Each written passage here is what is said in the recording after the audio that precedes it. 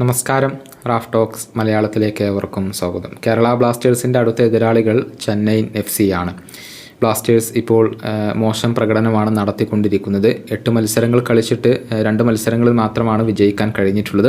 അവസാനമായി കളിച്ച 3 മത്സരങ്ങളിലും കേരള ബ്ലാസ്റ്റേഴ്സ് പരാജയപ്പെട്ടിരുന്നു. അങ്ങനെ ഒരു മോശം സമയത്തിലൂടെയാണ് ക്ലബ്ബ് ഇപ്പോൾ കടന്നുപോയിക്കൊണ്ടിരിക്കുന്നത്. ഒരു തിരിച്ചുവരവ് ആരാധകർ പ്രതീക്ഷിക്കുന്നുണ്ട്.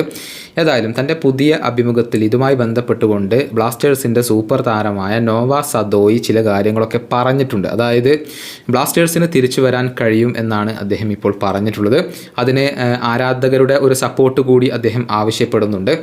നോവ പറഞ്ഞത് നമുക്കൊന്ന് നോക്കാം. അതായത് ആരാധകരുടെ പിന്തുണയോടുകൂടി തീർച്ചയായും നമ്മൾ ശരിയായ വഴിയിൽ എത്തുക തന്നെ ചെയ്യും. മത്സരങ്ങൾ വിജയിക്കുകയും ചെയ്യും.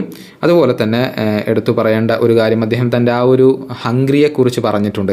ഞാനിപ്പോഴും ഏറ്റവും മികച്ച പ്രകടനം നടത്താൻ വേണ്ടി വളരെയധികം വിശപ്പുള്ളവനാണ്, അതല്ലെങ്കിൽ ദാഹമുള്ളവനാണ്. ഇതിന് എന്നെ വിശ്വസിച്ചതിന് ഞാൻ എല്ലാവരോടും നന്ദി പറയുന്നു. എനിക്കൊരു മികച്ച തുടക്കം ഇവിടെ ലഭിച്ചിട്ടുണ്ട്, പക്ഷേ ചെറിയൊരു തിരിച്ചടി ഉണ്ടായി. എന്നാൽ അതിനെ എങ്ങനെ കൈകാര്യം ചെയ്യണം എന്നുള്ള കാര്യം എനിക്കറിയാം.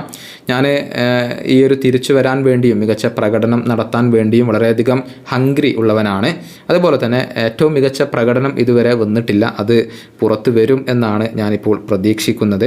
അതുപോലെ തന്നെ ഞാൻ വളരെയധികം പാഷനേറ്റ് ആയിട്ടുള്ള ഒരു വ്യക്തിയാണ്. ട്രെയിനിങ്ങിൽ പോലും പരാജയപ്പെടുന്നത് ഞാൻ ഇഷ്ടപ്പെടുന്നില്ല. എൻ്റെ ടീം എപ്പോഴും വിജയിക്കണം, അതാണ് എൻ്റെ ഒരു ആഗ്രഹം. ഇതാണ് നോവ സദോയി തൻ്റെ പുതിയ അഭിമുഖത്തിൽ പറഞ്ഞിട്ടുള്ളത്.